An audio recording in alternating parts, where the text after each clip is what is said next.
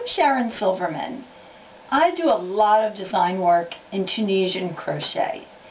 And in this video, I'm going to show you some sample fabrics so you get an idea of exactly how versatile this technique is. And then we'll look at different styles of hooks, examining the features of each, the benefits of each, the drawbacks of each, so you can choose the best hook for your project and your personal preference. Let's look at those fabrics first. This is Tunisian net or full stitch, which creates a very interesting staggered pattern.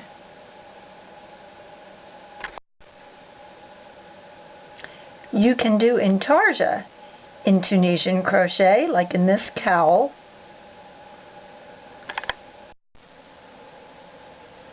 Tunisian crochet can also be lacy and open.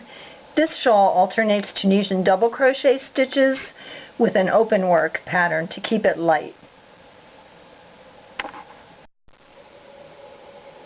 This has a little bit of everything. Tunisian cross stitches at the bottom, open work, honeycomb, more open work, and then Tunisian simple stitch near the top. This cowl alternates Tunisian knit stitch with Tunisian purl stitch. And you can see why I called my first Tunisian book The Look of Knitting with the Ease of Crocheting, because it certainly does look like regular knit and purl stitches. Now that you've had a chance to see some Tunisian crochet samples, I'm going to explain why we need different styles of hooks than a regular crochet hook. It's because of the way it's constructed. In regular crochet, you work each stitch to completion. So if you're working a double crochet, you finish it off and then you move on to the next double crochet. The stitches are linked at the top, but not within the body of the stitches. Tunisian crochet is different. It's never turned, and each row is worked in 2 passes. And on the forward pass, we add loops onto the hook. So it looks almost like a knitting needle. And you might have several hundred loops on your hook, so obviously it's not going to fit on a regular crochet hook. So what we need is a place to store those loops. And there are 2 basic styles of Tunisian crochet hooks. One is a long hook, rigid hook, with a stopper on the end, and that's simply to keep your loops from flying off.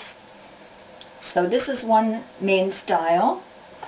And the other is a hook with a flexible plastic extension, and again a stopper on the end.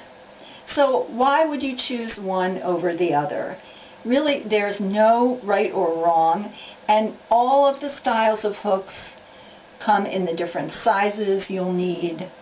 So you can see the variety, just like with regular crochet hooks, the letters, G, H, F through T, those are available in Tunisian crochet hooks also. So what's the difference between the long rigid hook and the one with the extension? Well, I like the ones with the extension for this reason. When you have a lot of loops on your hook, here I only have 25, but you can see as the fabric grows, that's going to be a lot of weight that hangs on your arm if you're using a rigid hook. So I like these hooks. This particular brand is Bamboo. It's from Chiaogoo, that's C-H-I-A-O-G-O-O. And I really like them. They're extremely durable. I've been using them for years. I've never had one break, either the extension come off or the hook break. And they're very comfortable in my hand. But you can probably see the disadvantage of the extension, which is that it can fly around. And that drives some people crazy. I often will just tuck it under my leg, between my thigh and the chair when I'm working. But I like the fact that once I make the stitches, they're on the extension and not weighing down my arms. Once you make a stitch, it stays the same size when you slide it onto the extension. So you don't have to worry that because the extension is so skinny, your stitches will get tight. Once they're formed, they'll stay the size you made them. So in contrast, the advantage to the long rigid hook with the stopper is that there's nothing flying around. But it can get heavy. So maybe if you were making a smaller project, this would be your hook of choice. And if you were making something where there would be a lot of fabric hanging down, you would choose the one with the extension because it would not weigh down your arms so much. Tunisian hooks, like regular hooks, come in all sorts of materials. They can be metal, plastic, wood, bamboo. The other thing you want to look at is how pointy the hooks are, and I'm sure you've faced this with your regular hooks as well. These hooks have the ideal, what I call PQ, pointiness quotient. They're sharp enough to go smoothly through stitches and not slide off, but not so sharp that they make me bleed when I stab myself putting them through the fabric. So I like those, but if you're doing a project with more open stitches, larger stitches, a slightly rounder hook might work for you. Now, I mentioned the stopper.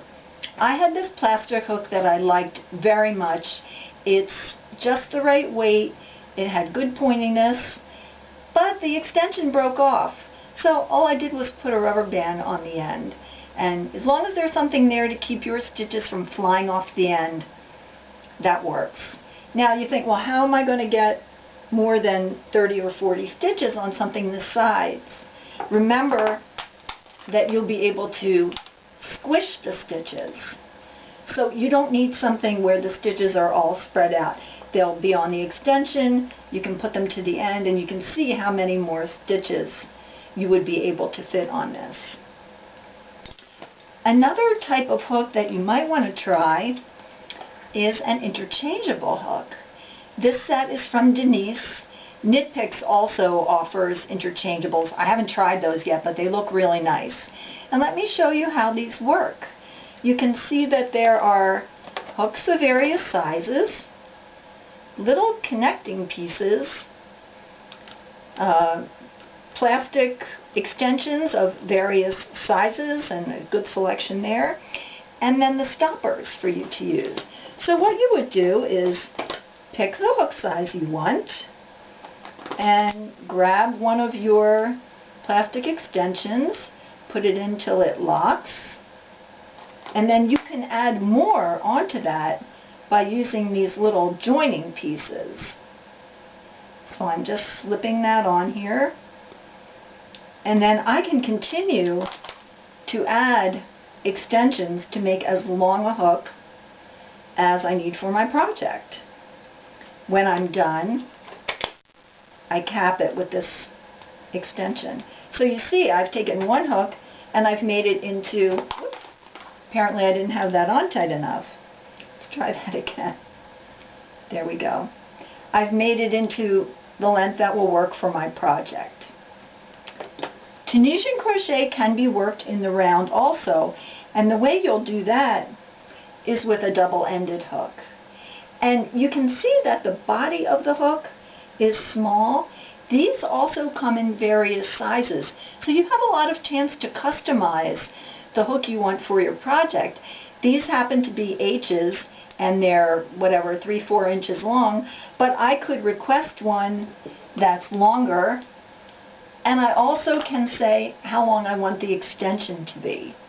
So, for example, I tried these out, but the hooks are so short, I don't find that I get a good grip on them. So if I wanted a double-ended hook in this size again, I would go for a longer bamboo part.